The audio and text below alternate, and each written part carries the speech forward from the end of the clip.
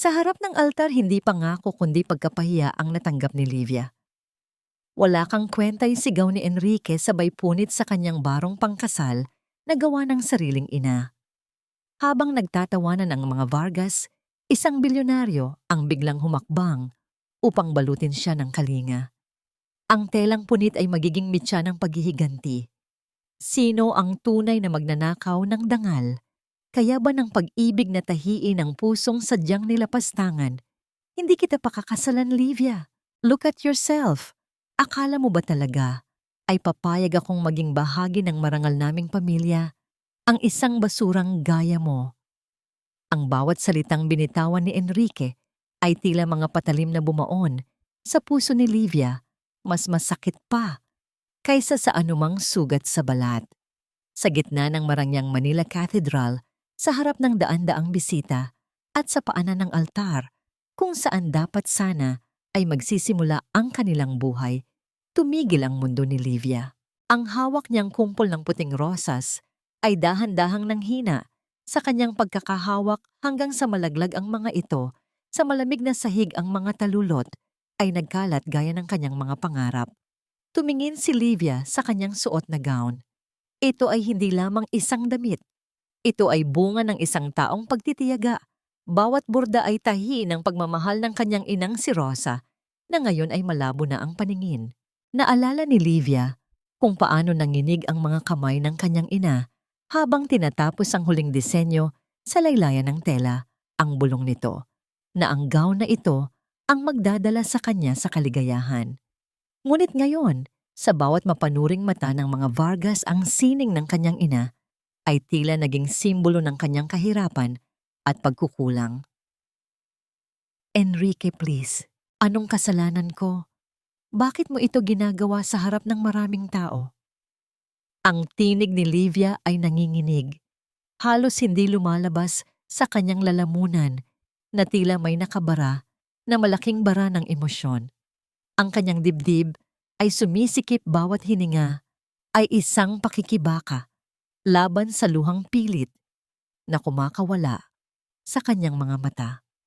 Isang mapait na tawa ang kumawala sa mga labi ni Doña Carmen, ang ina ni Enrique, na nakaupo sa unang hanay. Tumayo ang matanda, ang kanyang mga mamahaling alahas ay kumikinang sa ilalim ng ilaw ng katedral, ngunit ang kanyang mga mata ay mas malamig pa sa yelo. Huwag ka nang magdrama, Livia. Alam naming lahat na ang tanging habol mo lang ay ang pera ng anak ko. Isang hampas lupa na gaya mo nangangarap na maging isang Vargas, how pathetic. Bago pa man makasagot si Livia, muling lumapit si Enrique. Sa isang biglaang pagkilos na yumanig sa katinuan ng lahat ng nakasaksi, hinawakan niya ang balikat ng gown ni Livia. Sa pamamagitan ng marahas na puwersa, hinila niya ang tela pababa. Ang tunog ng mga hibla ng telang bumigay at nasisira ay umalingaw-ngaw sa katahimikan ng simbahan, tila isang hinaing ng isang bagay na unti-unting namamatay. Ang pinakaiingatang obra ng kanyang ina ay nalaslas na hati at bumagsak sa kanyang mga braso, inilalantad ang kanyang balat at ang kanyang huling natitirang dangal sa harap ng mapanghusgang madla. Napatigil ang paghinga ni Livia. Ang lamig ng hangin sa loob ng katedral ay dumampi sa kanyang balat, ngunit ang mas matinding lamig ay nagmumula sa loob ng kanyang kaluluwa. Ang kanyang mga kamay ay automatikong pinaligid sa kanyang katawan, pilit na itinatago ang sarili habang ang bawat hikbi ay pinipigilan niya hanggang sa maging sanhi ito ng pananakit ng kanyang panga. Sa gitna ng kanyang panlalabo ng paningin, dahil sa luha, nakita niya ang kanyang inang si Rosa na nakaupo sa wheelchair. Sa gilid ang mga mata nito ay bakas ang lito at sakit, bagaman hindi nito lubos na nauunawaan ang kalupitang nangyayari. Ngunit sa gitna ng kahihiyan ng ang lahat ay tila tinititigan lamang siya ng may halong pandidiri o awa, isang kakaibang kinang ang lumitaw mula sa nasirang bahagi ng tela. Sa ilalim ng napunit na linings ng gown, ang mga tahi ng gintong sinulid na sadyang itinago ng kanyang ina ay nagsimulang mag-reflect ng liwanag. Ang mga disenyo ay hindi lamang basta borda, Ang mga ito ay mga hugis na tila isang lihim na mensahe, isang sining na matagal nang ninakaw at kinalimutan. Ang mukha ni Doña Carmen ay biglang nagbago. Ang kanyang pagmamalaki ay napalitan ng isang hilaw na takot nang makita ang gintong kislap. Ang kanyang mga kamay ay napahawak sa kanyang perlas na kwintas. Ang kanyang paghinga ay naging mabilis at mababaw. Alam niya ang disenyong yon. Alam niya kung kanino nagmula ang mga gintong linyang yon na ngayon ay nagpapakita sa gitna ng pagkawasak. Isang mabigat at matatag na hakbang ang narinig mula sa likuran. Ang bawat pagtama ng sapatos sa marmol na sahig ay nagdadala ng isang awtoridad na hindi matatanggihan. Isang lalaki na may tindig na tila isang tore ng kalakasan at may mga matang kasing talim ng agila ang sadyang lumapit. Si Rafael Alcantara, ang bilyonaryong kailanman ay hindi nakihalubilo sa mga Vargas ang taong kinatatakutan at iginagalang sa mundo ng negosyo ay narito. Hindi tumingin si Rafael kay Enrique o kay Doña Carmen. Ang kanyang buong atensyon ay nasa babaeng nakaluhod sa sahig, yakap ang sariling pagkatao. Sa isang banayad, ngunit determinadong pagkilos, hinubad niya ang kanyang mamahaling coat. Lumuhod siya, sa harap ni Livia ang kanyang presensya ay tila isang mainit na kumot na bumalot sa nanginginig na katawan ng dalaga. Isinampay niya ang kanyang coat sa mga balikat ni Livia.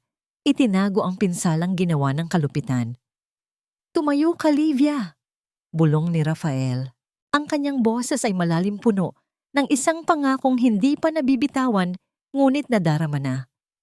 Ang telang ito ay maaring mapunit ngunit ang iyong halaga ay hindi kailanman matatapakan ng mga taong ang tanging yaman ay ginto, ngunit ang kaluluwa ay bulok. Tumingala si Livia, ang kanyang mga mata ay nagtagpo sa mga mata ni Rafael. Sa gitna ng kanyang pagkawasak nakakita siya ng isang bagay na hindi niya inaasahan katarungan. Tumingin si Rafael kay Doña Carmen, ang kanyang boses ay umalingaw-ngaw sa buong katedral. "Ang mga tahi na pilit ninyong sinira ang magiging lubid na sasakal sa inyong kasinungalingan." Nanatiling tahimik si Livia, ang kanyang kamay ay mahigpit na nakakapit sa coat ni Rafael. Habang unti-unti siyang itinatayo ng lalaki, isang tanong ang patuloy na umuukit sa kanyang isipan, kasing talim ng karayom na tumatahi sa kanyang puso.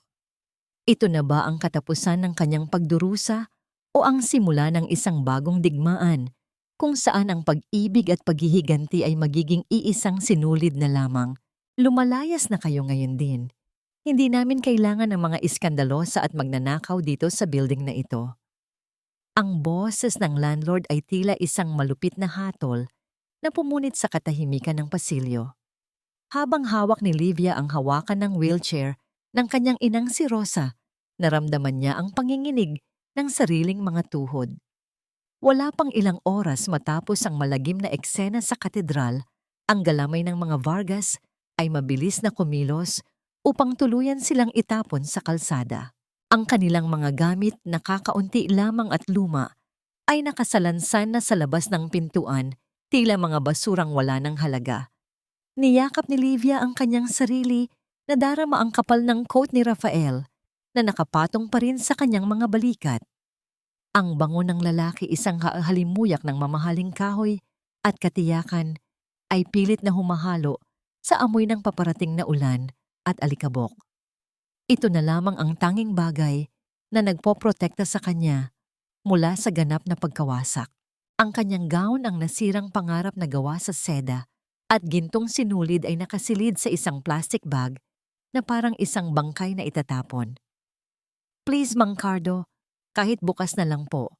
Gabi na at umuulan, saan ko dadalhin ang nanay ko?" Ang tinig ni Livia ay nanginginig, bawat salita ay may kasamang pait ng pagsusumamo. Ang kanyang lalamunan ay nanunuyo at ang bawat lunok niya ay tila may dumi na bumabara. Utos ito ni Doña Carmen. Binayaran na niya ang lahat ng utang niyo, pero ang kapalit ay kailangang wala na kayo rito sa loob ng 1 oras. Huwag niyo na kaming idamay sa gulo niyo. Ang sagot ng lalaki, sabay talikod ang tunog ng pagsasara ng pinto, ay tila isang malakas na sampal sa dignidad ni Livia. Wala nang nagawa si Livia, kundi itulak ang wheelchair ng kanyang ina patungo sa labas. Sa labas ng gusali, ang langit ay nagsimulang maglabas ng kanyang sariling pighati. Ang mga butil ng ulan ay mabilis na humalik sa semento, lumilikha ng isang malamig at basang mundo. Mabilis na kinuha ni Livia ang coat ni Rafael at ibinalot ito ng mas mahigpit sa kanyang ina. "Ma, huwag kang mag-alala. Malapit na tayo sa dati nating bahay." Bulong niya kahit na ang totoo ay hindi niya alam kung paano sila mabubuhay sa lumang barong-barong na iniwan nila sa tambakan. Habang naglalakad sila sa gilid ng kalsada, ang bawat sasakyang dumadaan ay nagwisik ng maruming tubig sa kanyang binti. Ngunit hindi na ito naramdaman ni Livia. Ang mas masakit ay ang mga tingin ng mga taong nakakakilala sa kanya. Ang mga tsismis ay mas mabilis pa sa ulan. Naririnig niya ang mga bulungan ng mga kapitbahay pagdating nila sa eskinita ng kanilang dating tirahan. Ayan na ang ambisyosang bride. Akala mo kung sinong reyna binalik din pala sa putikan. Mungkahi ng isang boses na puno ng panunuya. Sayang ang ganda naging basahan lang ni Enrique Vargas. Ang bawat salita ay tila mga latigo na humahagupit sa kanyang likuran. Gustong sumigaw ni Livia, gustong ipagtanggol ang kanyang sarili, ngunit ang kanyang lakas ay naubos na sa pag-iyak sa loob ng simbahan. Ang tanging nagpapatatag sa kanya ay ang marahang paghaplos ng kanyang ina sa kanyang kamay. "Livia, ang karayom ko, nasaan ang mga sinulid ko?"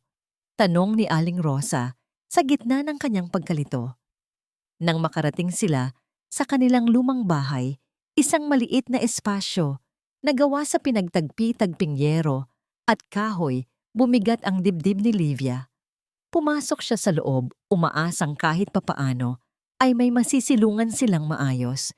Ngunit pagbukas niya ng ilaw ang kanyang puso, ay tila tumigil sa pagtibok. Ang silid na dati ay puno ng mga tela at makukulay na sinulid ay sinalanta. Ang kaisa-isang pag-asa ni Livia ang lumang makinang panahi na ginamit ng kanyang ina sa loob ng 3 dekada upang itaguyod ang kanilang buhay ay nakahandusay sa sahig. Ang bakal nito ay nabali, ang mga piyesa ay nagkalat at ang mga sinulid na gintong ginamit sa kanyang gown ay marahas na ginupit-gupit at itinapon sa putikan sa sahig. Hindi ito aksidente. Ito ay isang mensahe. Nais ng mga Vargas na siguraduhin na hindi na muling makakahawak ng karayom si Livia. Nais nilang tahiin ang kanyang kapalaran sa kadiliman at kahirapan habang buhay. Napaluhod si Livia sa harap ng sirang makina. Ang kanyang mga daliri ay dahan-dahang humawak sa malamig at baling bakal. Wala nang luhang lumabas sa kanyang mga mata dahil ang lahat ng sakit ay naging isang matigas na bukol ng puot sa kanyang dibdib. Habang ang ulan ay patuloy na tumatama sa bubong ng yero, lumilikha ng isang nakabibinging ingay ng kawalan na ramdaman ni Livia, ang isang presensya sa may pintuan. Sa gitna ng kadiliman at amoy ng basa at kalawang na bakal, isang anino ang nakatayo roon. Hindi niya kailangang lumingon upang malaman kung sino ito. Ang init na nagmumula sa coat na suot niya ay tila tumugon sa taong dumating. "Hindi pa tapos ang laban, Livia." Ang malalim na boses ni Rafael ay muling bumasag sa katahimikan. Ang tanong ay kung hahayaan mo ba silang manalo sa pamamagitan ng pananahimik mo o tutulungan mo akong sunugin ang kanilang kaharian gamit ang mismong mga sinulid na kinuha nila sa inyo. Tumingala si Livia, ang kanyang muka ay nababanaagan ng liwanag mula sa labas. Sa sandaling iyon, ang takot ay napalitan ng isang mapanganib na desisyon. Paano niya mapagkakatiwalaan ang isang estranghero sa gitna ng kanyang pinakamababang sandali, habang ang lahat ng kanyang pinaniniwalaan ay naging abo na? Ang bawat patak ng ulan sa butas-butas na yero ay tila mga daliri ng nakaraan na marahas na kumakatok sa alaala ni Livia. Sa loob ng maliit at madilim na barong-barong, ang tanging nagbibigay ng liwanag ay ang isang aandap-andap na bumbilya na nakalawit sa kisame. Pinagmamasdan ni Livia ang kanyang inang si Rosa, na ngayon ay nakatulog na sa dumi ng sahig, yakap ang isang tumpok ng mga basahang tila naging tanging kayamanan nila. Livia, bakit ka narito sa gitna ng dumi? Ang boses ni Rafael ay hindi nagtataglay ng pandidiri. Sa halip meron itong tono ng isang malalim at lumang hapdi. Humakbang siya papasok, ang kanyang mamahaling sapatos ay dahan-dahang lumulubog sa malambot na lupang sahig ng barong-barong. Ang bawat paggalaw niya ay nagpapakita ng isang uri ng respeto na hindi kailanman naramdaman ni Livia mula sa mga Vargas sa loob ng 7 taon. Sir Rafael, hindi po kayo dapat narito. Baka madumihan ang inyong damit. Bulong ni Livia habang pilit na inaayos ang nagkalat na mga sinulid. Ang kanyang boses ay pausbungan ng tuyong lalamunan at pagod na espiritu. Hindi siya makatingin ng diretso sa lalaki dahil sa bigat ng kahihiyang kanyang dinadala. Hindi sumagot si Rafael. Sa halip lumapit siya sa wheelchair ni Aling Rosa. Ang matanda ay bahagyang nagising, ang kanyang mga mata ay naniningkit habang pilit na kinikilala ang anino ng lalaking nasa kanyang harap. Sa isang pagkilos na nagpatigil sa paghinga ni Livia, dahan-dahang lumuhod si Rafael sa harap ng kanyang ina. Walang pag-aalinlangan niyang kinuha ang kulubot magaspang at may mga bahid ng luma at tuyong dugo na kamay ni Aling Rosa. Dahan-dahan niyang idiniit ang likod ng kamay ng matanda sa kanyang noo. Ang sagradong pagkilos ng pagmamano ay nagdala ng isang nakabibinging katahimikan sa loob ng silid. Aling Rosa, ako po ito. Ang batang palaging nagugutom sa kanto ng San Sebastian, 30 taon na ang nakalilipas. Ako po ang batang binigyan ninyo ng tinapay at itinuro kung paano humawak ng karayom para magtahi ng sariling punit na damit. Ang tinig ni Rafael ay nanginginig sa emosyon. Ang bawat salita niya ay tila isang dalisay na pag-amin ng isang utang na loob na hindi kayang bayaran ng anumang halaga ng ginto. Napaawang ang mga labi ni Livia. Ang kanyang puso ay tila nakarinig ng isang himig ng pag-asa sa gitna ng kawalan. Kayo ang batang palaging kinukwento ni nanay, ang batang sinasabi niyang may mga mata ng isang agila. Tumango si Rafael habang ang kanyang mga daliri ay marahang hinahaplos ang mga buhol-buhol na ugat sa kamay ni Aling Rosa. Noon wala akong kahit ano, ngunit ang nanay mo, Livia, siya ang nagturo sa akin na ang dangal ay hindi nasusukat sa kapal ng pitaka, kundi sa linis ng bawat tahi ng iyong buhay. Ipinagbili niya ang kanyang kaisa-isang makinang panahi noon para lamang may maipambayad sa gamot ko nang magkasakit ako ng malala. I survived because of her sacrifice. Isang mainit na luha ang tuluyang kumawala sa mata ni Livia at pumatak sa coat na suot niya. Ang bigat na dinadala niya ay tila bahagyang gumaan, alam na sa gitna ng mundong mapanghusga, may 1 taong nakakaalam ng tunay na halaga ng kanyang ina. Kaya nang makita ko ang mga gintong sinulid sa iyong gown sa katedral kanina, alam ko na agad ang paraan ng paghabi, ang pagkakabit ng mga hibla. Iyon ang signature ng isang reyna ng sining na pilit ibinaon sa limot ng mga taong nagnakaw ng kanyang liwanag. Patuloy ni Rafael habang dahan-dahang tumatayo. Kinuha ni Rafael ang kanyang wallet at naglabas ng isang lumang larawan. Ito ay kupas na may mga tupi sa gilid, ngunit malinaw pa ring nakikita ang imahe. Sa larawan, isang batang Rosa na puno ng ganda at sigla ang nakatayo sa harap ng isang maliit ngunit elegante na butik. Sa itaas ng pintuan, isang karatula ang nakasabit na nagpabagsak sa katinoan ni Livia. Ang nakasulat sa karatula ay Vargas at Macaraeg, the House of Golden Threads. Livia, hindi ka lamang basta isang thimble girl o isang mahirap na mananahi. Ang pangalang Vargas na ipinagmamalaki ni Doña Carmen ay itinayo sa ibabaw ng mga pangarap na ninakaw nila sa iyong ina. Ang kumpanyang yon, Kalahati niyon ay sa inyo, dapat. Ang boses ni Rafael ay puno ng puot para sa mga nangapi sa kanila, ngunit puno rin ng kalinga para kay Livia. Nanlamig ang mga kamay ni Livia habang hinahawakan ang larawan. Ang katotohanan ay tila isang malaking alon na humahampas sa kanyang pagkatao. Ang lahat ng hirap, ang pagkabulag ng kanyang ina, at ang sarswelang ginawa ni Enrique sa simbahan ay bahagi ng isang mas malalim at mas madilim na plano. Tumingin si Livia sa kanyang ina, pagkatapos ay kay Rafael. Bakit ngayon niyo lang ito sinasabi sa akin? Bakit hinayaan niyo kaming magdusa sa ganitong paraan? Isang mapait na ngiti ang lumitaw sa mga labi ni Rafael habang ang ulan sa labas ay tila tumitindi. Lumilikha ng isang pader ng tubig na naghihiwalay sa kanila mula sa mundo. Dahil ang hustisya ay parang pagtatahi, Livia.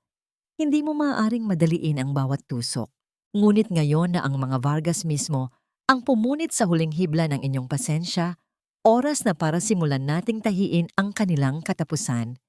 Handa ka na bang malaman ang buong katotohanan sa likod ng pagkabulag ng iyong ina?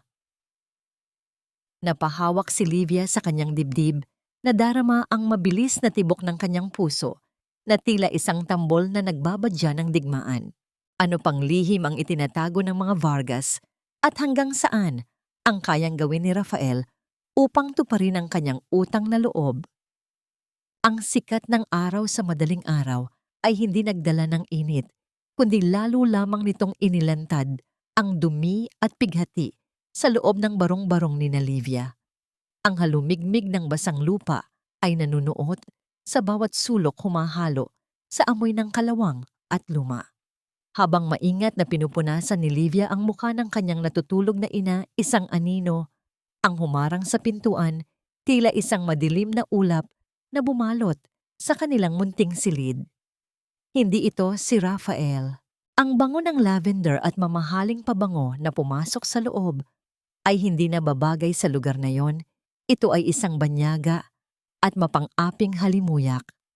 Ang tunog ng marahas na pagtamamang takong ng sapatos sa kahoy na tuntungan ay naghatid ng kaba sa dibdib ni Livia. Doon nakatayo si Doña Carmen Vargas, suot ang kanyang perlas at isang mukhang puno ng pandidiri. Tila ba ang mismong hangin na nilalanghap ni Livia ay isang lason para sa kanya. Napakabaho. Hindi ko akalain na may tao palang kayang mabuhay sa ganitong uri ng kulungan. Ang unang pangungusap ni Doña Carmen ay tila isang matalim na kutsilyo. Hindi siya pumasok ng tuluyan na natili siya sa may pintuan habang tinatakpan ng kanyang ilong ng isang telang sutla. Tumayo si Livia, pilit na itinatago ang kanyang nanginginig na mga kamay sa likuran ng kanyang lumang saya. Anong kailangan niyo rito, Doña Carmen? Hindi ba't sapat na ang kahihiyang ibinigay niyo sa amin kahapon? Isang mapait at mapanuyang tawa ang kumawala sa mga labi ng matanda. Binuksan niya ang kanyang mamahaling bag at kumuha ng isang makapal na eksap ng pera. Sa isang mapanghamak na pagkilos, inihagis niya ito sa paanan ni Livia. Ang mga perang papel ay nagkalat sa sahig. Ang ilan ay humalik sa putikan, tila mga dahong tuyo na wala ng halaga. Iyan ang bayad sa 7 taon na inaksaya mo sa anak ko.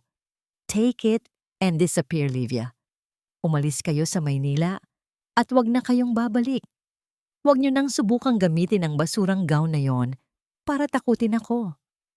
Ang boses ni Carmen ay naging malamig at puno ng banta. Hindi ko kailangan ng pera niyo. Sagot ni Livia, ang kanyang tinig ay naging matatag sa kabila ng sakit. Ang dangal ng nanay ko ay hindi mabibili ng kahit anong halaga na mayroon kayo. Lumapit ng isang hakbang si Doña Carmen, ang kanyang mga mata ay naniningkit. Dangal? Huwag kang magsalita tungkol sa bagay na wala ka. Makinig ka sa akin, Livia. Kung hindi kayo aalis, sisiguraduhin kong ang nanay mo ay mapupunta sa isang pasilidad para sa mga baliw, yung pinakamura, yung pinakamamapanghi, kung saan hindi siya makakakita ng liwanag. One call from me at kukunin siya ng mga awtoridad dahil hindi mo siya kayang alagaan. Do you want that for her? Ang mabulok sa isang karsel dahil sa katigasan ng ulo mo. Naramdaman ni Livia ang paglamig ng kanyang buong katawan. Ang banta sa kanyang ina ay ang tanging bagay na hindi niya kayang tiisin. Ang kanyang hininga ay naging mabilis, ang kanyang paningin ay nagsimulang lumabo dahil sa galit na humahalo sa takot. Napakasama niyo. Bakit niyo ito ginagawa sa amin? Dahil kayo ay mga peste na pilit sumisira sa pangalan ng mga Vargas. Ang sigaw ni Carmen ay pinutol ng isa pang boses mula sa labas. Matama na. Pumasok si Enrique sa loob ng barong-barong. Ang kanyang hitsura ay magulo, ang kanyang mga mata ay mapula na tila hindi nakatulog, ngunit wala roon ang pagsisisi. Sa halip na lumapit kay Livia upang humingi ng tawad, tumayo siya sa tabi ng kanyang ina. Tumingin siya kay Livia nang may halong puot at sisi. Livia, look what you've done. Dahil sa iskandalong ginawa mo sa simbahan, itinaas ang blood pressure ni Mama. Halos himatayin siya kagabi dahil sa kahihiyang idinulot mo. Ang sabi ni Enrique, ang kanyang boses ay puno ng gaslighting. Tila ba si Livia ang nagkasala at hindi siya ang nambastos sa altar? Bakit hindi mo na lang tanggapin ang pera at umalis? Bakit kailangan mo pang idamay si Rafael Alcantara sa gulo natin? You're so selfish. Napahawak si Livia sa mesa upang hindi siya mabuwal. Ang mga salita ni Enrique ay mas masakit pa kaysa sa pagpunit ng kanyang gown. Ang lalaking minahal niya ng 7 taon, ang lalaking pinagkatiwalaan niya ng kanyang buhay, ay nakatayo sa harap niya ngayon bilang isang estranghero na walang ibang iniisip kundi ang sariling kapakanan. Ako pa ang selfish, Enrique. Ang bulong ni Livia ay puno ng pait. Ikaw ang nagpunit ng damit ko. Ikaw ang nang-iwan sa akin sa harap ng altar. At ngayon, nagagawa mo pang sisihin ako sa sakit ng ina mo. Dahil hindi ka marunong lumugar. Sigaw ni Enrique. Umalis na kayo rito bago ko pa malimutan na minahal kita. Ang pera na yan ay sapat na para sa gamot ng nanay mong ulyanin. Don't push us to the limit, Livia. Tinalikuran siya ng mag-ina. Ang tunog ng kanilang pag-alis ay tila isang mabigat na pinto na nagsara sa puso ni Livia. Naiwan siyang mag-isa sa gitna ng nagkalat na pera sa putikan.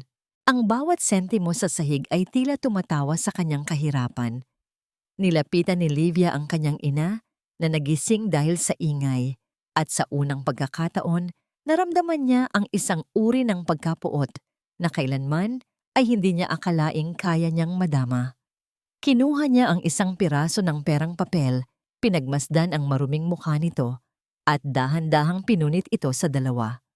Ang kanyang mga mata ay naging matalim habang nakatingin sa labas sa direksyon kung saan umalis ang mga Vargas. Ang lason na ibinuhos nila sa kanyang buhay ay nagsimula nang dumaloy, ngunit hindi ito papatay sa kanya. Ito ang magiging lunas na magpapatigas sa kanyang kalooban. Habang nakaluhod sa putikan, narinig ni Livia ang isang marahang paghakbang muli.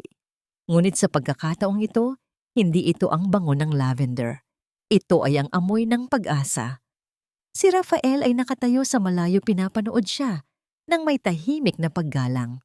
Isang katanungan ang lumutang sa isipan ni Livia habang nakatingin sa lalaking handang tumulong sa kanya. Hanggang saan ang kailangang isakripisyo ng isang anak para sa kaligtasan ng kanyang ina, at kailan magiging sapat ang pagtitimpi bago maging ganap na apoy ang lahat.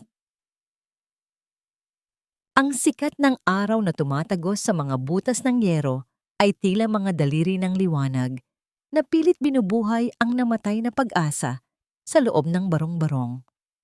Nakaupo si Livia sa malamig na sahig. Ang kanyang mga kamay ay marahang hinahaplos ang mga piraso ng telang sutla na kasing dumi na ng putik sa labas. Sa tabi niya ang mga punit na perang papel ay nananatiling nakakalat, isang paalala ng lason na iniwan ng mga Vargas. Ngunit sa pagkakataong ito, hindi napighati ang nagpapatakbo sa kanyang dugo. kundi isang malamig at matalim na determinasyon. Hindi ko ito itatapon, Sir Raphael. Ang bulong ni Livia habang ang kanyang mga mata ay nakatuon sa isang piraso ng burda na may gintong sinulid. Ang kanyang boses ay hindi na nanginginig. Ito ay may himig ng isang taong nakahanap na ng kanyang sandata. Dahan-dahang lumapit si Rafael at naupo sa isang lumang silya sa tapat niya. Hindi siya nagatubiling madumihan ang kanyang mamahaling pantalon. Inabot niya kay Livia ang isang maliit na kahon na gawa sa pelus. Sa loob nito ay naroon ang isang set ng mga karayom na gawa sa pinakamataas na uri ng asero at mga rolyo ng sinulid na tila hininga ng anghel sa lambot. Ang mga kamay mo, Livia, ay hindi ginawa para lamang magpunas ng luha. Ang sabi ni Rafael, ang kanyang boses ay tila isang haplos sa sugatang kaluluwa ng dalaga. Ang mga daliring iyan ang may kakayahang bumuo muli ng isang mundong winasak ng iba. Hayaan mong ang bawat tusok ng karayom ang maging sagot sa kanilang pangaalipusta. Kinuha ni Livia ang pinakamaliit na karayom. Ang lamig ng bakal sa kanyang balat ay tila nagbigay ng kuryente sa kanyang buong pagkatao. Sinimulan niyang pagtabihin ang dalawang bahagi ng nasirang gown. Ang marahang pagsuot ng bakal sa pagitan ng mga himaymay ng seda ay lumikha ng isang matamis na himig sa kanyang pandinig, isang tunog ng paghilom na mas malakas kaysa sa anumang pangungutya ni Doña Carmen. Habang maingat niyang pinagdudugtong ang mga punit isang kakaibang bagay, ang napansin ni Livia. Sa tuwing nagtatama ang mga gintong sinulid mula sa magkabilang panig ang mga ito, ay bumubuo ng isang komplikadong pattern na hindi mo makikita kung ang tela ay buo at maayos. Ito ay isang lihim na disenyo, isang serye ng mga simbolo na tila isang mapa ng katotohanan. Biglang napatigil ang mga kamay ni Livia. Ang kanyang hininga ay tila nabilauko sa kanyang lalamunan. Ang pattern na ito, nakita ko na ito sa mga bagong labas na koleksyon ng Vargas Fashion House. Sabi ni Doña Carmen, ito raw ang kanyang masterpiece na pinaghirapan niya ng 3 dekada. Inilapit ni Livia ang nasirang gown sa liwanag. Sa bawat pagpihit ng tela, ang mga gintong sinulid ay tila nagsasalita. Ngunit hindi ito sa kanya. Ang disenyong ito ay nakatago sa kaloob-looban ng gown na tinahi ni nanay bago pa man ako ipanganak. This is not just a dress, Sir Raphael. This is a blueprint. Ninakaw ni Doña Carmen ang bawat ideya, bawat kurba at bawat sining ng nanay ko. Ang puot sa dibdib ni Livia ay nagliyab, ngunit ito ay isang apoy na hindi nakakasunog kundi nagbibigay ng liwanag. Naalala niya kung paano siya minaliit ni Enrique, kung paano siya tinawag na basurang walang kwenta. Ang bawat pangungutya ay tila naging gasolina sa kanyang pagnanais na itama ang lahat. Tumayo si Livia, yakap ang kalahati ng gown na sinimulan na niyang tahiin. Ang kanyang tindig ay hindi na tulad ng isang biktima. Mayroon na itong dangal ng isang reynang handang bawiin ang kanyang trono. Tumingin siya kay Raph. Pael ang kanyang mga mata ay nagniningning sa gitna ng madilim na silid. Tutulungan mo ba akong bawiin ang lahat, hindi dahil sa utang na loob, kundi dahil ito ang nararapat? Ang tanong ni Livia, ang bawat salita ay may bigat ng isang panata. Isang matamis at misteryosong nangiti ang lumitaw sa mga labi ni Rafael. Tumayo rin siya at dahan-dahang lumapit sapat na upang maramdaman ni Livia ang init ng kanyang hininga. Livia, ang aking yaman at kapangyarihan ay sandata mo lamang. Ikaw ang magiging kamay na magtatapos sa disenyong ito. Pero handa ka na bang harapin ang katotohanang baka ang taong minahal mo ay may kinalaman sa dahilan kung bakit tuluyang nawala ang paningin ng iyong ina? Ang tanong ni Rafael ay tila isang malamig na tubig na ibinuhos sa nagliliyab na puso ni Livia. Napahawak siya ng mahigpit sa telang hawak niya, ang dulo ng karayom ay bahagyang tumusok sa kanyang daliri. Nag-iiwan ng isang maliit na butil ng pulang dugo sa puting seda. May mas malalim pa bang kasalanan si Enrique bukod sa pag-iwan sa kanya sa altar? Ang pag-alis ni Livia sa eskinita ng San Sebastian ay tila isang pagtakas mula sa isang bangungot na naging tahanan na niya sa loob ng maraming taon. Sa loob ng kotse ni Rafael, ang katahimikan ay nababalot ng bango ng mamahaling balat ng upuan at ang malamig na hininga ng aircon na tila humahaplos sa kanyang pagal na balat. Pinagmamasdan ni Livia ang kanyang mga kamay na nakapatong sa kanyang kandungan. Ang mga daliri ay mayroon pa ring bakas ng alikabok. Mula sa barong-barong, isang malupit na paalala ng kanyang pinanggalingan. Tumigil ang sasakyan sa harap ng isang gusali sa Makati na gawa sa purong salamin at asero. Ang sikat ng araw ay tumatama sa dingding ng gusali, lumilikha ng isang nakasisilaw na ningning na tila nag-aanyaya sa isang bagong simula. Pagbaba nila, inalalaya ni Rafael si Livia nang may pag-iingat ang kanyang kamay sa likuran ng dalaga ay nagbibigay ng init na tila nagsasabing hindi siya nito pababayaan. Nais kong ipakita sa iyo ang isang lugar, Livia. Ang malumanay na boses ni Rafael ay bumasag sa kanyang pagkamangha. Isang lugar kung saan ang iyong mga pangarap ay hindi na kailangang maging lihim. Pagpasok nila sa loob, ang bawat paghakbang ni Livia sa makinis na sahig ay nagbibigay sa kanya ng pakiramdam na tila siya ay naglalakad sa ibabaw ng tubig. Binuksan ni Rafael ang isang malaking pintuan na gawa sa nara. Ang pagpihit ng trangka ay nagdulot ng isang banayad na tunog ng pagbukas sa isang mundong hindi kailanman inakala ni Livia na mararating niya.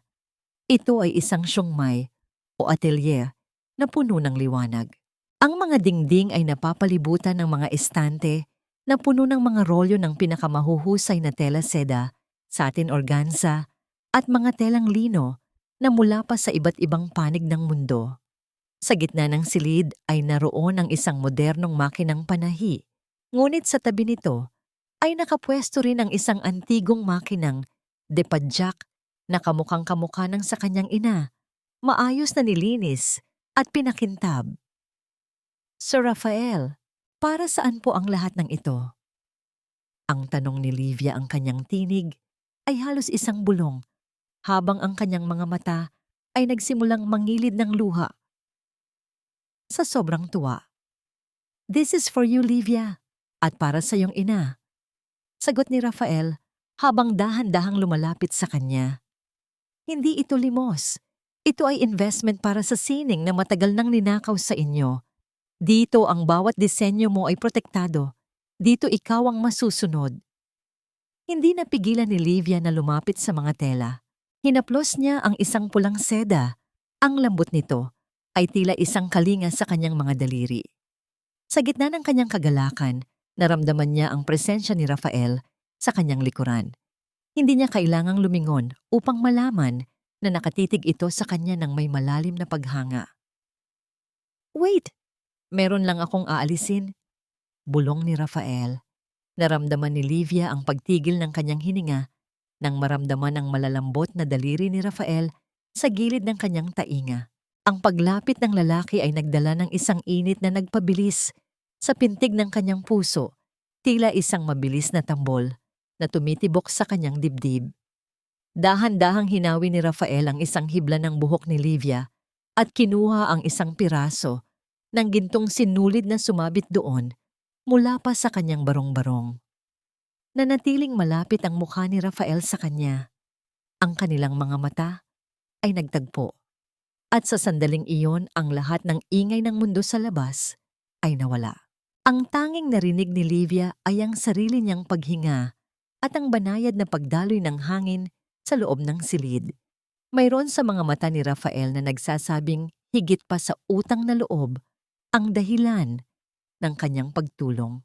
Ang kilig na hindi naramdaman ni Livia kay Enrique sa loob ng 7 taon ay biglang gumising sa loob lamang ng ilang segundo.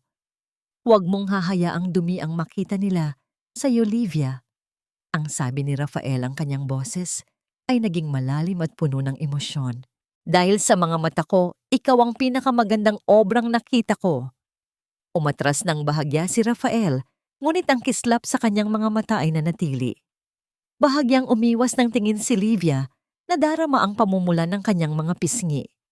Ito ang unang pagkakataon na naramdaman niyang siya ay tunay na pinahahalagahan, hindi bilang isang dekorasyon, kundi bilang isang tao.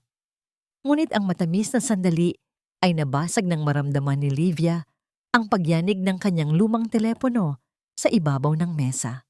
Ang pag-vibrate nito sa makinis na kahoy ay tila isang babala na nagpabago sa timpla ng hangin. Kinuha ni Livia ang telepono at nakita ang isang hindi kilalang numero. "Hello." Ang sagot niya. Isang malamig at mapanuyang boses ang narinig. Mula sa kabilang linya, isang boses na puno ng pagbabanta at puot. "Akala mo ba ay ligtas ka na sa tabi ng bilyonaryong yon, Livia? Ang mga telang yan ay madaling magliyab. Siguraduhin mong masarap ang tulog mo ngayong gabi dahil ang bagong paraiso mo ay maaaring maging abo bago sumikat ang araw." Nanlamig ang buong katawan ni Livia. Ang kanyang kamay ay nanginginig habang dahan-dahang ibinababa ang telepono. Ang paraisong kabubukas pa lamang ay agad nang binabantaan ng apoy ng nakaraan. Tumingin siya kay Rafael, ang takot ay muling bumalik sa kanyang mga mata. Sino ang nagmamay-ari ng boses na yon at hanggang saan ang kayang gawin ng mga Vargas upang pigilan ang kanyang pagbangon? Ang silid na itinalaga ni Rafael para kay Livia ay napuno ng halimuyak ng bagong tabas na tela at ang amoy ng mainit na kape sa madaling araw. Sa gitna ng katahimikan ng gabi, ang tanging maririnig ay ang banayad na paghila ng sinulid sa bawat butas ng telang pina. Para kay Livia, ang bawat tusok ng karayom ay tila isang panalangin, isang paraan upang pagdugtungin ang kanyang mga pangarap na minsan nang pinunit ng malupit na tadhana. Ang kanyang mga mata ay pagod, ngunit ang kanyang puso ay gising na gising tumitibok sa ritmo ng paglikha. "Livia, kailangan mo ring magpahinga. Halos 3 gabi ka nang hindi natutulog ng maayos." Ang malambing na boses ni Rafael ay bumasag sa kanyang konsentrasyon.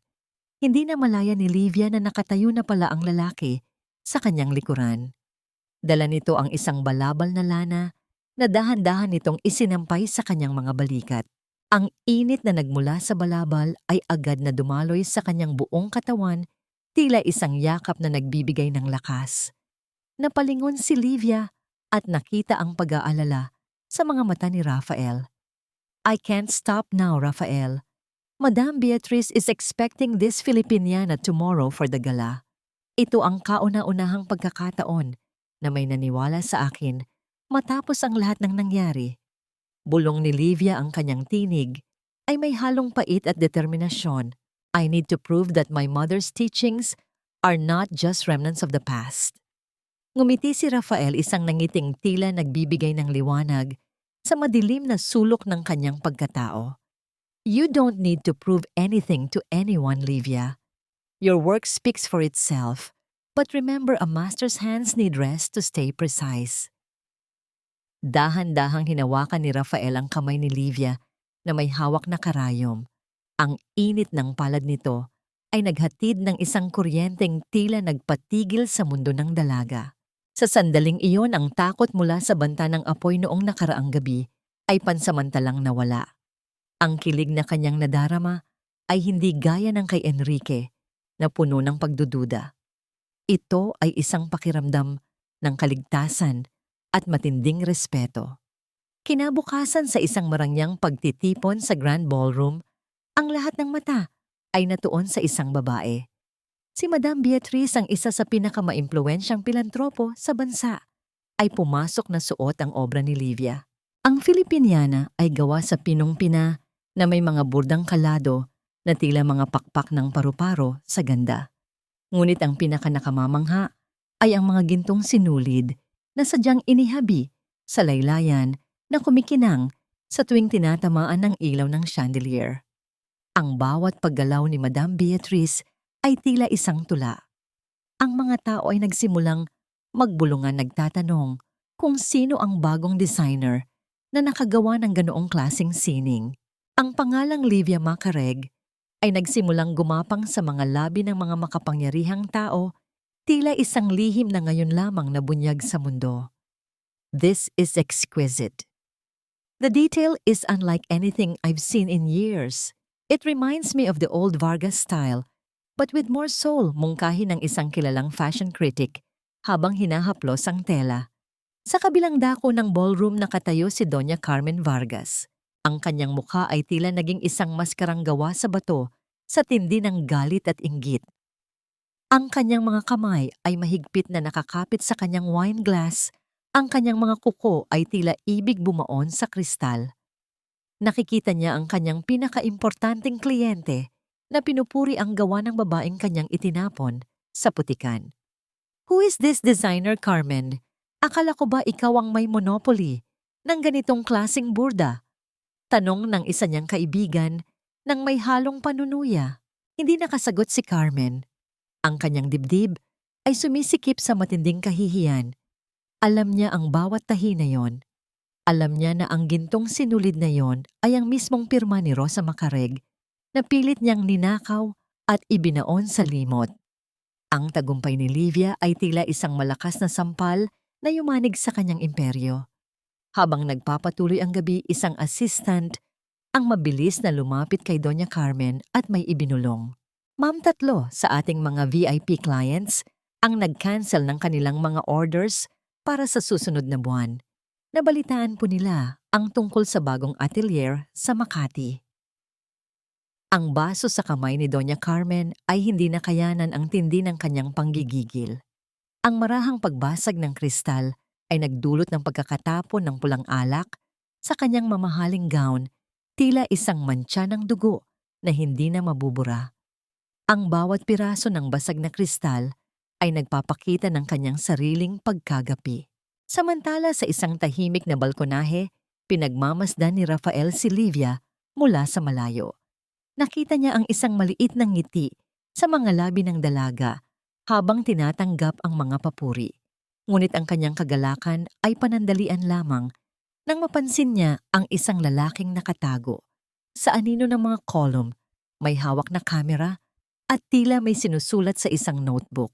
Nilapitan ni Rafael si Livia at dahan-dahang pinaligid ang kanyang braso sa baywang nito, isang protektadong kilos na agad na nagpatahimik sa kaba ni Livia. You did it, Livia.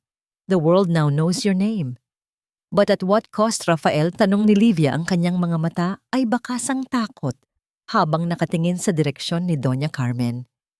The more I rise, the more they will try to pull me down. Then let them try. Ang sagot ni Rafael, ang kanyang boses, ay tila isang sumpa ng katapatan. Dahil sa bawat hibla ng sinulid na itatahi mo, sisiguraduhin kong may isang pader na itatayo ko para protektahan ka. Ngunit sa gitna ng kanilang pag-uusap, ang telepono ni Rafael ay nagpakita ng isang alert mula sa security system ng kanyang bahay. Ang screen ay nagpakita ng isang hindi kilalang sasakyan na nakatigil sa tapat ng TMI ni Livia sa San Sebastian, kung saan naroon pa rin ang kanyang inang si Rosa. Ang mga ilaw sa paligid ng bahay ay biglang namatay sa monitor, iniiwan ang lahat sa kadiliman. Naramdaman ni Rafael ang panlalamig ng kanyang sariling dugo. May isang mas malaking panganib na hindi nila inaasahan.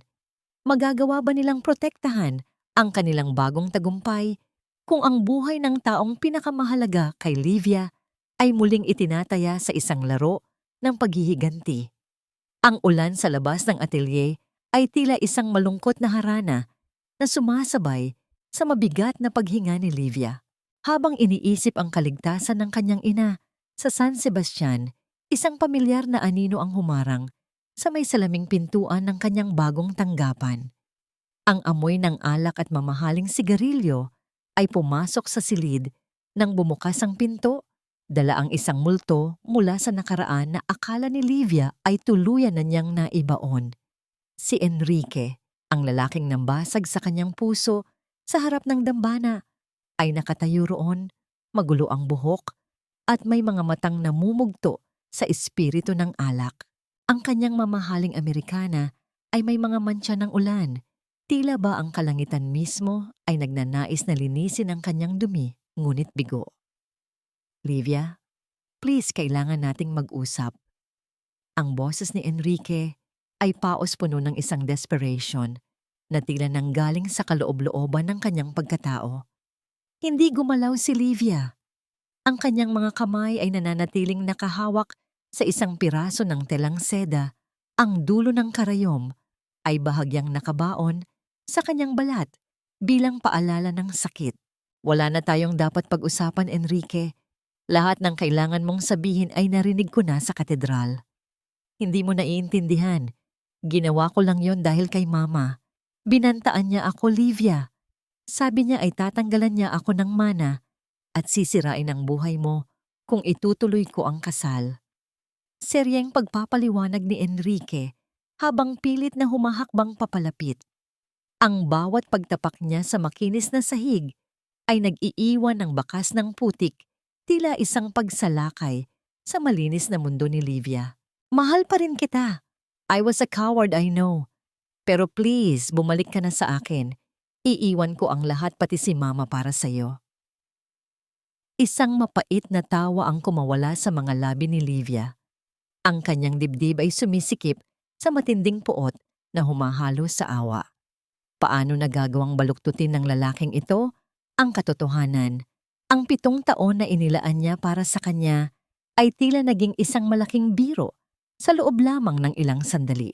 Mahal mo ako. Mahal mo ako, kaya hinayaan mo silang setwak ang gown ko. Mahal mo ako, kaya pinanood mo akong ipahiya sa harap ng lahat. Ang bawat salita ni Livia ay tila isang hampas ng latigo. Don't use love as an excuse for your weakness, Enrique. Ang pagmamahal ay proteksyon, hindi pananakit. Biglang lumuhod si Enrique sa harap ni Livia. Ang kanyang mga kamay ay pilit na gustong humawak sa laylayan ng saya ng dalaga, tila isang bata na nagmamakaawa. Ang eksenang ito ay dapat sanang nagpadurog sa puso ni Livia noon, ngunit ngayon wala siyang nararamdaman kundi ang isang uri ng pagkasuklam. I will make it up to you. Magtatayo tayo ng sariling buhay. Please layuan mo na si Rafael Alcantara. Ginigamit ka lang niya para makaganti sa amin. Hindi mo siya kilala, Livia. He is a monster in a suit. Ang pakiusap ni Enrique ay naputol nang marinig ang isang mabigat at matatag na hakbang mula sa likuran. Ang pintuan ay muling bumukas at sa pagkakataong ito, ang buong silid ay tila napuno ng isang awtoridad na nagpatahimik maging sa hangin. Si Rafael ay nakatayo roon. Ang kanyang mga mata ay kasing talim ng mga bituin sa gabi. Hindi siya nagsalita, ngunit ang kanyang presensya ay sapat na upang padaluyin ang kaba sa buong katawan ni Enrique. Dahan-dahang lumapit si Rafael at tumayo sa tabi ni Livia. Ang kanyang kamay ay marahang pumatong sa balikat ng dalaga, isang pagmamay-ari at protektadong kilos na nagpadama kay Livia ng isang kakaibang lakas. Tumingin si Rafael kay Enrique na nakaluhod pa rin ang kanyang labi ay bahagyang kumurba sa isang mapanghamak ng ngiti. Masyado nang madumi ang sahig ko, Enrique. Huwag mo nang dagdagan pa ng iyong mga pekeng luha. Ang boses ni Rafael ay malamig at puno ng kapangyarihan. Ang isang lalaking hindi kayang ipaglaban ang kanyang babae sa harap ng kanyang ina ay walang karapatang banggitin ang salitang pag-ibig. Tumayo si Enrique, ang kanyang muka ay namula sa galit at kahihiyan. Ngayon lamang siya nakaharap ng malapitan sa taong kinatatakutan ng kanyang pamilya. Sino ka ba talaga? Anong kailangan mo kay Livia? Bakit mo pinapakialaman ang buhay namin? Ang kailangan ko ay katarungan para sa mga taong ninakawan ninyo ng dangal, sagot ni Rafael. Inilabas niya ang kanyang telepono at may ipinakita kay Enrique. Isang dokumento na may lakda ng namayapang ama ni Enrique na nagpapatunay na ang kalahati ng Vargas Fashion House ay nakapangalan kay Rosa Macareeg. Nanlaki ang mga mata ni Enrique, ang kanyang panga ay nanginig at ang kanyang buong katawan ay tila nanlambot. Ngayon lamang niya napagtanto na ang kalaban niya ay hindi lamang isang bilyonaryo, kundi isang taong may hawak ng katotohanang susunog sa kanilang imperyo. Hindi lang puso ni Livia ang sinira mo, Enrique. Sinira mo ang pagkakataon ng pamilya mo na mabuhay ng marangal. Patuloy ni Rafael habang dahan-dahang iginigiya si Livia palayo. Umalis ka na, bago ko pa maalala na ang coat na suot ni Livia ngayon ay mas mahal pa kaysa sa natitirang dignidad mo. Naiwang tulala si Enrique sa gitna ng atelier. Habang pinapanood niya ang pag-alis ni na Rafael at Livia, isang matinding selos at takot ang bumalot sa kanya. Ngunit sa likod ng kanyang isipan, isang madilim na plano ang nagsisimulang mabuo. Kung hindi niya makuha muli si Livia, sisiguraduhin niyang walang sinuman ang makikinabang dito. Tumingin si Livia kay Rafael habang naglalakad sila palabas. Ang kanyang puso ay tumitibok ng mabilis hindi dahil sa takot kay Enrique, kundi dahil sa init na nagmumula sa kamay ni Rafael na nananatili sa kanyang likuran. Rafael, bakit mo ito ginagawa? Higit pa ito, sa utang na loob, hindi ba? Napatigil si Rafael at tumingin ng malalim sa mga mata ni Livia. Ang katahimikan sa pagitan nila ay puno ng mga salitang hindi pa kayang bitawan. Ngunit bago pa man makasagot si Rafael, isang malakas na tunog ng sirena mula sa malayo ang nagpatingkad sa kaba ni Livia. Ang kanyang telepono ay muling nag-vibrate at sa pagkakataong ito ang mensahe ay mula sa kanyang kapitbahay sa San Sebastian. Livia, ang bahay niyo. May mga lalaking pilit na pumapasok at may bitbit na gasolina. Ang kalsada patungong San Sebastian ay tila naging isang walang katapusang ilog ng mga pulang ilaw mula sa mga sasakyan. Sa loob ng mabilis na tumatakbong kotse ni Rafael, ang katahimikan ay mabigat punong-puno ng hindi masabing panalangin ni Livia. Ang kanyang mga kuko ay binaon niya sa kanyang sariling palad, pilit na pinipigilan ang isang pagsabog ng emosyon habang ang imahe ng kanyang inang si Rosa ay naglalaro sa kanyang isipan. Nang makarating sila sa eskinita, ang amoy ng usok at gasolina ay agad na sumalubong sa kanila. Ang dilim ng gabi ay nilalamon ng isang marahas na liwanag mula sa sumisiklab na apoy sa harap ng kanilang barong-barong. Nakita ni Livia ang kanyang mga kapitbahay na nagtutulungang magpasa ng mga balde ng tubig. Ang kanilang mga sigaw ay humahalo sa tunog ng naglalagablab na kahoy at yero na unti-unting bumibigay sa init. Nanay, ang nanay ko. Sigaw ni Livia habang pilit na kumakawala sa hawak ni Rafael. Ngunit mas mabilis ang mga tauhan ni Rafael. Nakita ni Livia ang dalawa sa mga security ni Rafael na lumabas mula sa umuusok na bahay, buhat ang nanghihinang katawan ni Aling Rosa. Maingat nilang inilapag ang matanda sa isang tuyong bahagi ng kalsada. Agad na lumuhod si Livia sa tabi ng kanyang ina. Ang kanyang mga kamay ay nanginginig habang hinahaplos ang mukha ni Rosa na may mga bahid ng uling at luha. Livia, ang mga tela, ang mga gintong sinulid. Bulong ni Rosa, ang kanyang boses ay tila isang tuyong dahon na hinahangin. Kinuha nila. Sinunog nila. Niyakap ni Livia ang kanyang ina nang mahigpit ang kanyang sariling mga luha ay pumatak sa balikat ni Rosa. Ang lahat ng kanilang pinaghirapan, ang lahat ng alaala ng kanyang pagkabata ay naging abo sa loob lamang ng ilang minuto. Tumingin si Livia sa nasusunog na bahay at doon sa dulo ng madilim na eskinita, nakita niya ang isang itim na sasakyan na dahan-dahang umaalis, tila isang aninong nakagawa na ng kanyang misyon. Dinala ni Rafael ang mag-ina sa isang ligtas na penthouse sa lungsod. Ngunit ang kapayapaan ay tila isang mailap na pangarap. Kinabukasan, habang nagpapahinga si Aling Rosa, ang malaking screen sa loob ng silid ay nagpakita ng isang live broadcast. Ang mukha ni Doña Carmen Vargas ay bumulaga sa bansa, ang kanyang hitsura ay tila isang inosenteng biktima na may hawak na panyo sa kanyang mga mata.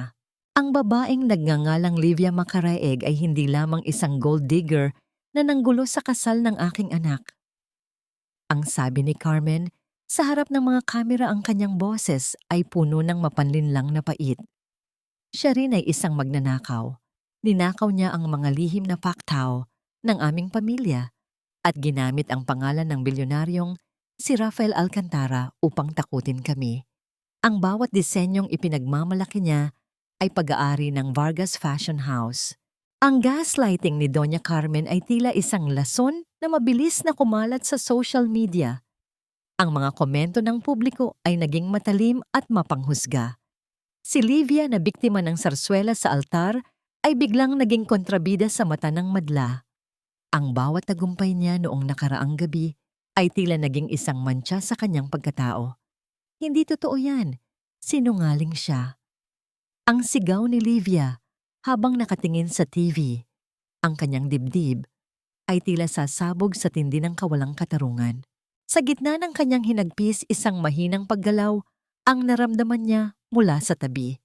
Si Aling Rosa, na kanina pa nakatitig sa kawalan, ay dahan-dahang tumayo mula sa pagkakahiga.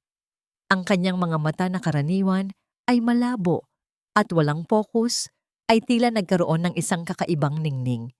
Itinuro niya ang screen kung saan nagsasalita si Doña Carmen. Ang boses na yon. Bulong ni Aling Rosa.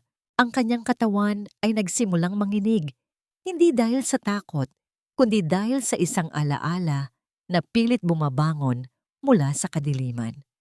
Livia ang boses na yon. Siya ang huling narinig ko bago magdilim ang lahat 30 taon na ang nakalilipas. Napatigil si Livia at dahan-dahang lumapit sa kanyang ina. Ang katahimikan sa silid ay tila naging isang mabigat na kumot. Nay, anong ibig ninyong sabihin? Humawak si Rosa sa kamay ni Livia, ang kanyang mga daliri ay bumaon sa balat ng kanyang anak. Hindi aksidente ang pagkabulag ko, Livia.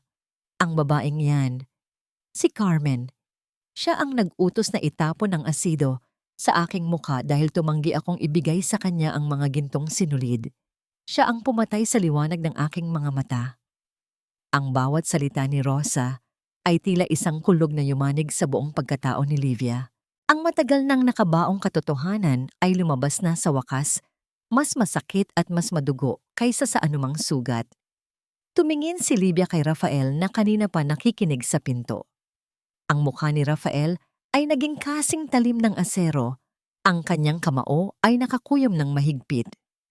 Livia, ang digmaang ito ay hindi na lamang tungkol sa tela at sinulid.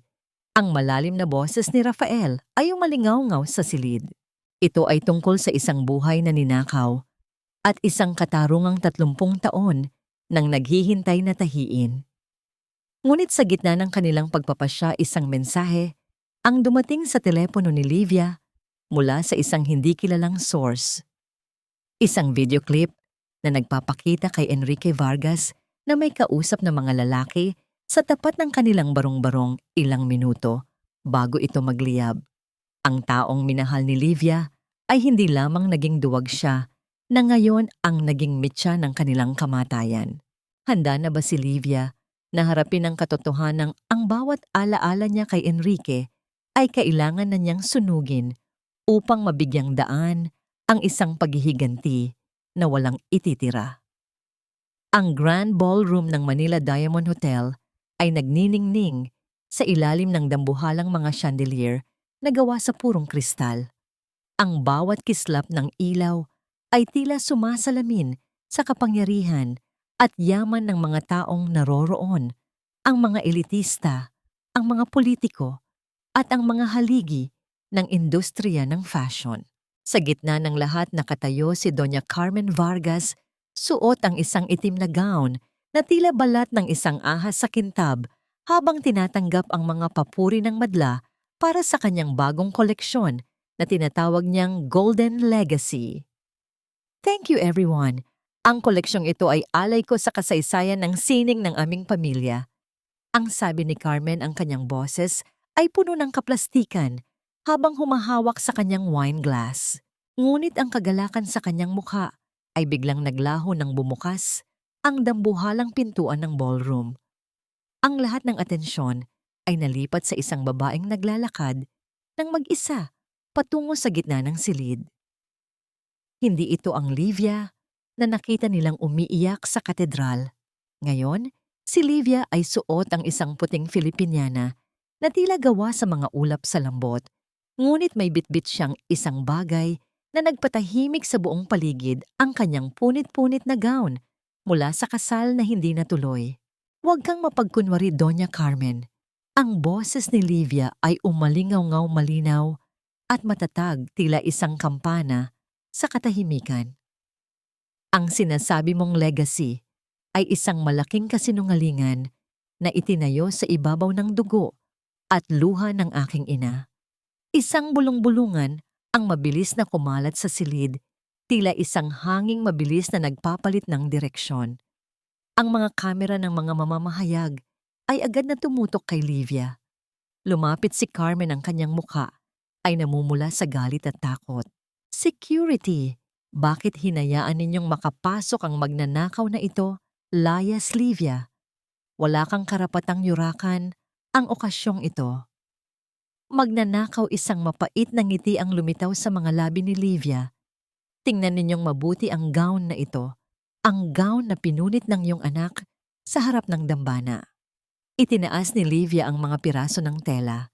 Sa ilalim ng liwanag ng mga chandelier, ang mga gintong sinulid sa laylayan ay nagsimulang maglaro, lumilikha ng isang kakaibang optical illusion. Kapag pinagtabi-tabi ang mga punit, ang mga borda ay hindi lamang bumubuo ng mga bulaklak. Ang mga ito ay bumubuo ng mga titik, ang pangalang Rosa na nakatago sa bawat kurba ng disenyo. Ang disenyong ito ay may lihim na pirma na tanging ang tunay na lumikha lamang ang nakakaalam. Patuloy ni Livia habang ang kanyang mga mata ay diretsong nakatitig sa nanginginig na mga mata ni Carmen. 30 taon mo itong ninakaw, Carmen, pero ang sining ay hindi namamatay. Nagsasalita ito kahit sa gitna ng pagkapunit. Napaatras si Doña Carmen, ang kanyang wine glass ay nabitawan niya at dahan-dahang nagkalat ang pulang likido sa sahig, tila isang mantsa ng kahihiyan na hindi na mabubura. Ang mga bisita ay nagsimulang maglabas ng kanilang mga telepono, kumukuha ng bawat detalye ng kanyang pagkagapi. You're lying. Sinadya mo lang itahi yan para sirain ako. Sigaw ni Carmen, ang kanyang boses ay naging matinis at desperado. Sa sobrang galit, mabilis siyang sumugod kay Livia at itinaas ang kanyang kamay upang ihampas ang isang malakas na sampal. Ngunit bago pa man dumampi ang palad ni Carmen sa pisngi ni Livia, isang malakas at matatag na kamay ang humuli sa kanyang braso sa gitna ng hangin. Si Rafael Alcantara ay seryang nakatayo sa tabi ni Livia. Ang kanyang presensya ay tila isang pader na hindi matitibag. Ang tindi ng kanyang hawak ay sapat na upang mapangiwi si Carmen sa sakit. Ang pagpunit ninyo sa damit na ito ay ang pinakamalaking pagkakamali ninyo, Doña Carmen. Ang boses ni Rafael ay malamig at puno ng panganib. Dahil sa bawat hiblang na sira, isang ebidensya ang lumitaw. Kasabay nito ang katotohanan tungkol sa nangyari kay Rosa Macareg. 30 taon na ang nakalilipas. Ang asidong itinapon sa kanyang mukha ay hindi nanggaling sa kawalan. Ang buong ballroom ay nabalot ng isang nakabibinging katahimikan. Ang salitang asido ay tila isang bomba na sumabog sa gitna ng mga elitista. Ang mukha ni Carmen ay naging kasing puti ng papel. Ang kanyang mga labi ay nanginginig, ngunit walang salitang lumalabas. This is the end of the Vargas Empire. Bulong ni Rafael, sapat na upang marinig ng lahat. Livia, it's time to take back what is yours. Tumingin si Livia sa paligid. Nakita niya si Enrique sa malayo, nakatago sa anino. Ang mukha nito ay bakas ang takot at pagsisisi, ngunit huli na ang lahat. Ibinaling ni Livia ang kanyang tingin kay Carmen, hindi na nang may galit, kundi nang may malalim na awa para sa isang taong ang buong buhay ay itinayo sa kasinungalingan. Hindi ko kailangan ng iyong yaman, Carmen. Ang sabi ni Livia, ang kanyang tinig ay puno ng katarungan. Ang kailangan ko ay ang pag-amin mo sa harap ng batas. Ang kailangan ko ay ang iyong pagluhod sa harap ng aking ina. Habang ang mga awtoridad na sadyang tinawag ni Rafael ay dahan-dahang lumalapit kay Doña Carmen, isang nakapangingilabot na tawa ang kumawala sa mga labi ng matanda. Tumingin siya kay Livia nang may nanlilisik na mga mata. Akala mo ba ay tapos na ito? Akala mo ba ay ikaw ang panalo? May isang bagay kang hindi alam tungkol sa gabi ng pagkabulag ng nanay mo, Livia. Isang bagay na sisira sa inyong lahat. Naramdaman ni Livia ang panlalamig ng kanyang puso sa gitna ng tagumpay. Anong lihim pa ang itinatago ni Carmen? At bakit tila may kinalaman ito sa taong kasalukuyang nakahawak sa kanyang kamay? Tumingin si Livia kay Rafael at sa unang pagkakataon, nakita niya ang isang bahid ng pag-aalinlangan sa mga mata ng lalaking kanyang pinagkakatiwalaan. Ang mga asul at pulang ilaw mula sa mga sasakyan ng pulis ay nagmistulang mga mapanuring mata na humuhusga sa naglalahong karangyaan ng pamilyang Vargas.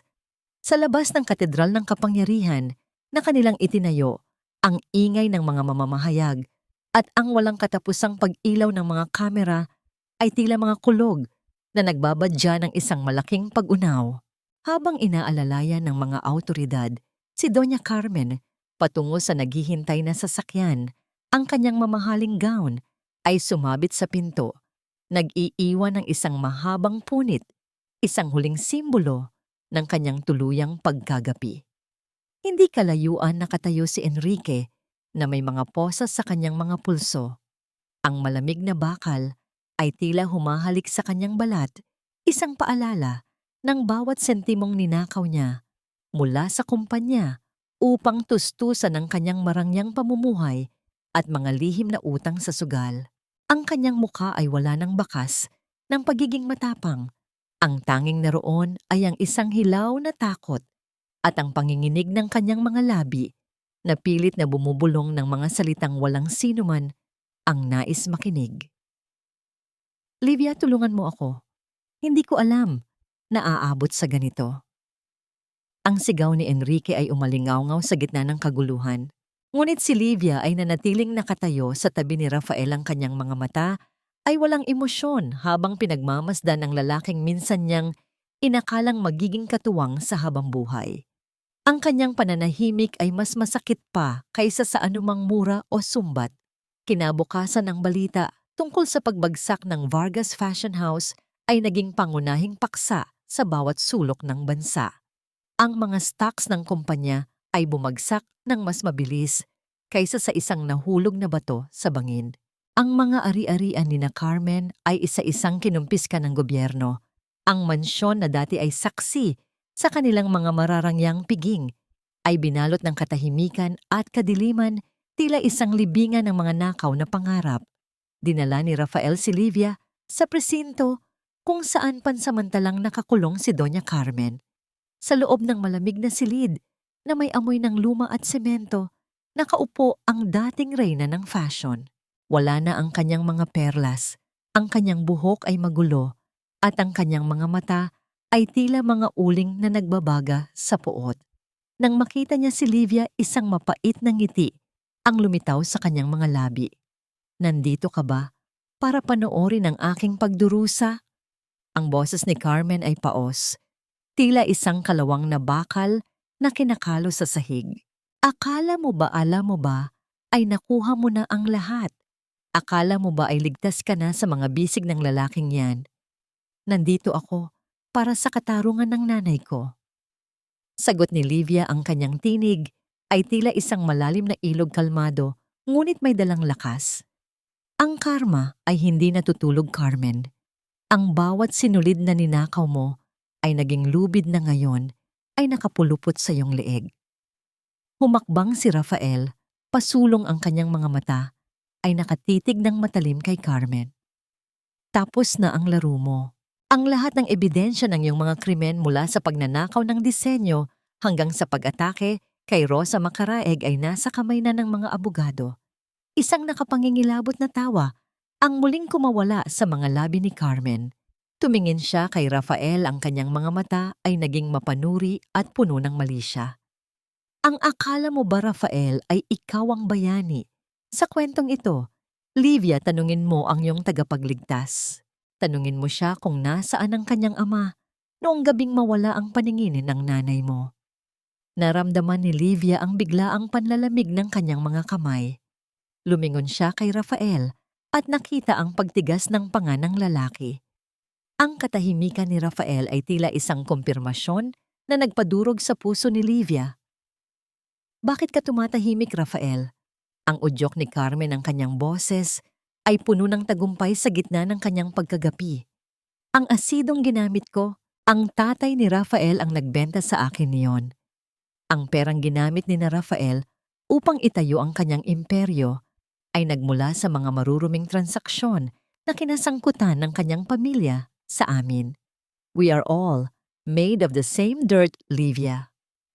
Napabitaw si Livia sa pagkakahawak sa braso ni Rafael. Ang bawat salita ni Carmen ay tila mga karayom na tumutusok sa kanyang mga sugat na kasisimula pa lamang maghilom. Tumingin siya kay Rafael, ang kanyang mga mata ay puno ng pagkabigo at kalituhan. "Totoo ba ito, Rafael? Alam mo ba ang tungkol dito?" Hindi makatingin ng diretso si Rafael kay Livia. Ang kanyang mga balikat ay bumagsak at ang kanyang hininga ay naging mabigat. "Livia, nais kong sabihin sa'yo, ngunit natatakot ako. Natatakot akong mawala ka." Ang kumpirmasyong yon ay tila isang malakas na sampal na yumanig sa buong pagkatao ni Livia. Ang taong inakala niyang nagligtas sa kanya ay nagmula pala sa pamilyang naging dahilan din ng pighati ng kanyang ina. Sa gitna ng kulungan sa harap ng tumatawang kaaway, naramdaman ni Livia na tila muli siyang naiwan ng mag-isa sa gitna ng isang malaking bagyo. Ang lahat ba ng ito? Ang pagtulong mo, ang atelier, ang mga pangako mo, ay dahil lamang sa guilt? Ang tanong ni Livia ay halos hindi na marinig dahil sa panginginig ng kanyang boses. Ang pag-ibig mo ba ay isa ring uri ng pagbabayad sala? Naiwang nakatayo si Livia sa gitna ng silid habang ang katotohanan ay tila isang matalim na gunting na muling pinuputol ang mga hibla ng kanyang bagong simula. Ang katarungang kanyang nakamit ay tila naging isang mapait na tagumpay. Paano niya mapapatawad ang isang nakaraang hindi niya kailanman nalaman? At kaya ba ng pag-ibig na tahiin ang isang sugat na kasing lalim ng kasaysayan ng kanilang mga pamilya? Ang dapit hapon sa loob ng Maynila ay naglalabas ng isang kulay kahel na kislap, tila isang dambuhalang gintong sinulid na humahabi sa pagitan ng langit at dagat. Sa loob ng isang pribadong hardin na napapalibutan ng mga puting rosas, ang katahimikan ay puno ng kapayapaan at hindi ng pighati. Ito ang gabi ng alay kay Rosa, isang espesyal na pagtatanghal ng mga likha ni Livia na hindi para sa mga mapanghusgang elitista, kundi para sa kaluluwa ng sining na kailanman ay hindi namatay. Nakasandal si Livia sa pasimano ng balkonahe, pinagmamasdan ang kanyang inang si Rosa na masayang hinahaplos ang isang telang pina na nakasampay sa kanyang kandungan. Bagaman, hindi na nakakakita ang mga mata ng matanda, ang kanyang mga daliri ay tila may sariling paningin. Nakikilala ng kanyang balat ang bawat tahi, bawat kurba at bawat sakripisyo na inilaan ng kanyang anak upang mabawi ang kanilang dangal. "Livia, anak, napakakinis ng gawa mo. Mas mahusay ka pa sa akin." Ang mahinang bulong ni Rosa, ang kanyang boses ay puno ng kagalakan na matagal nang nawala sa kanyang mga labi. Lumapit si Livia at lumuhod sa paanan ng kanyang ina. "Dahil sa inyo ito, ma, ang bawat tahi ko ay tinuruan ninyo. Ang bawat gintong sinulidi ay inyo. Ibinabalik ko lang ang liwanag na pilit nilang kinuha sa inyo." Ang katahimikan ay muling bumasag nang maramdaman ni Livia ang isang presensya sa likuran. Ang amoy ng mamahaling kahoy at katiyakan ay muling dumampi sa kanyang pandinig. Si Rafael ay nakatayo sa may pintuan, hindi lumalapit, tila naghihintay ng pahintulot na maging bahagi muli ng kanyang mundo. Ang mga mata ni Rafael ay bakas ang puyat at ang bigat ng nakaraang pilit niyang itinama. Sa nakalipas na mga buwan, si Rafael ay hindi tumigil sa paghingi ng tawad, hindi sa pamamagitan ng salita, kundi sa pamamagitan ng pagbuwag sa bawat bakas ng krimen ng kanyang ama. Ibinigay niya ang lahat ng kanyang kinita mula sa mga maruruming transaksyon ng nakaraan sa mga foundation para sa mga biktima ng karahasan. Higit sa lahat, tiniyak niyang mabulok sa kulungan ang mga Vargas. Dahan-dahan tumayo si Livia at hinarap ang lalaki. Ang kanyang dibdib ay sumiklab sa bilis ng pintig ng kanyang puso, isang damdamin na hindi nawala sa kabila ng sakit. Rafael, nandito ako para magpaalam, Livia. Ang boses ni Rafael ay malalim at may halong pait. Aalis ako patungong Europa bukas upang ayusin ang huling mga legal na dokumento ng inyong kumpanya. Ipinangalan ko na ang lahat sa inyo ni Aling Rosa. Wala na akong karapatan sa sining ninyo. Nais ko lang malaman kung may puwang pa ba para sa isang taong ang tanging yaman ay ang kanyang pagsisisi. Naglakad si Livia patungo kay Rafael. Ang bawat pagtapak niya sa makinis na sahig ay tila isang hakbang patungo sa pagpapatawad. Hinawakan niya ang kamay ni Rafael, ang kamay na nagligtas sa kanya noong gabing siya ay nag-iisa sa katedral. Ang kasalanan ng ama ay hindi kailanman magiging kasalanan ng anak, Rafael. Ang bulong ni Livia. Ang kanyang boses ay puno ng paghilom. Matagal ko nang napatawad ang nakaraan. Dahil kung mananatili akong nakakapit sa puot ako mismo, ang pumuputol sa sinulid ng sarili kong kaligayahan. Isang butil ng luha ang kumawala sa mata ni Rafael nang marinig ang mga salitang iyon. Sa ilalim ng naglalagablab na liwanag ng paglubog ng araw, dahan-dahang lumuhod si Rafael sa harap ni Livia. Ngunit sa pagkakataong ito, hindi ito dahil sa pagmamano o paghingi ng tawad. Inilabas niya ang isang simpleng singsing na gawa sa ginto na may disenyong tila isang mahinhin na tahinang sinulid. Livia Macareg, hindi ko maibabalik ang 7 taon mong nasayang at hindi ko maibabalik ang paningin ng iyong ina. Pero pangako ko sa bawat araw na darating ako, ang magiging paningin mo sa dilim at ang kamay na hahawak sa iyo sa bawat pagtahi natin ng ating sariling kasaysayan. Will you allow me to weave my life with yours forever? Ang kilig na nadama ni Livia ay tila isang mainit na agos na lumalunod sa lahat ng kanyang takot. Ang kanyang puso ay umawit sa tuwa habang tinititigan ang lalaking nagturo sa kanya ng tunay na halaga ng paggalang. Dahan-dahang tumango si Livia, ang kanyang mga mata ay nagniningning sa gitna ng dapit hapon. Isinuot ni Rafael ang singsing sa kanyang daliri at sa isang marahang pagkilos, hinila niya ang dalaga para sa isang yakap na puno ng pangako. Walang salitang binitawan, ngunit ang init ng kanilang mga katawan ay sapat na upang sabihing ang digmaan ay tapos na. Pinagmasdan sila ni Rosa mula sa kanyang wheelchair, isang matamis na ngiti ang nakaukit sa kanyang mukha habang nararamdaman ang hanging dagat. Ang lahat ng sugat ay may kaukulang hilom at ang bawat punit ay may kaukulang tahi. Nakatayo ang dalawa sa balkonahe, pinagmamasdan ang huling silahis ng araw. Livia ay suot ang kanyang bagong Filipiniana na sa bawat paggalaw ay kumikinang ang gintong sinulid, tila isang reynang nahanap na ang kanyang tunay na trono.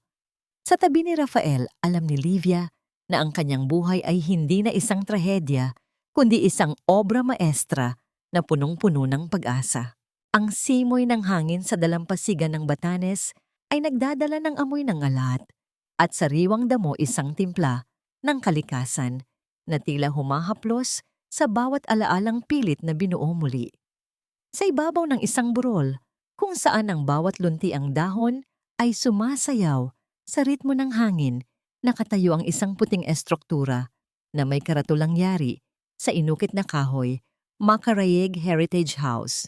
Hindi lamang ito isang atelier. Ito ay isang santuwaryo para sa bawat babaeng nagnanais na tahiin ang kanilang sariling kapalaran mula sa mga piraso ng kanilang pagkawasak.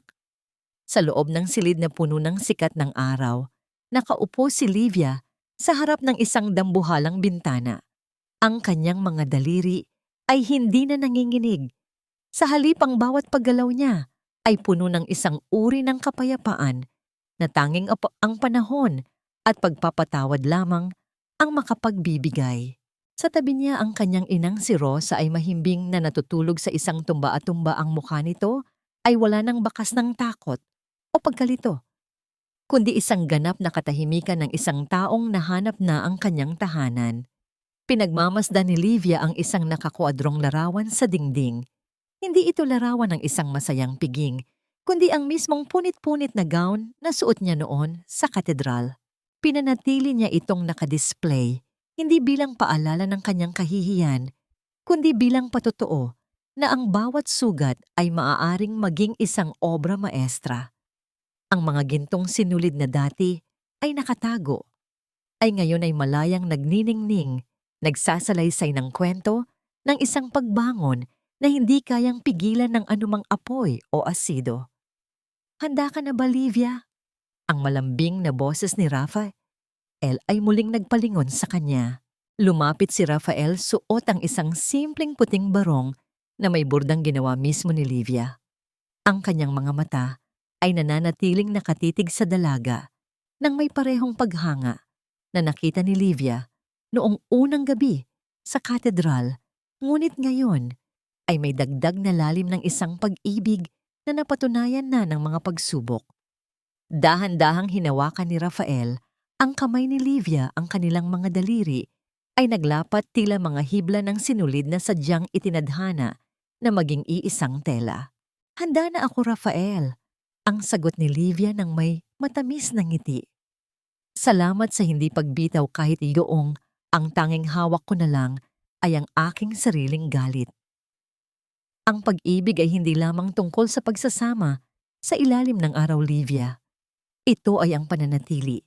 Sa tabi mo, habang tinatahi natin ang mga sugat ng kahapon, bulong ni Rafael habang marahang idinidikit ang kanyang noo sa noo ng dalaga.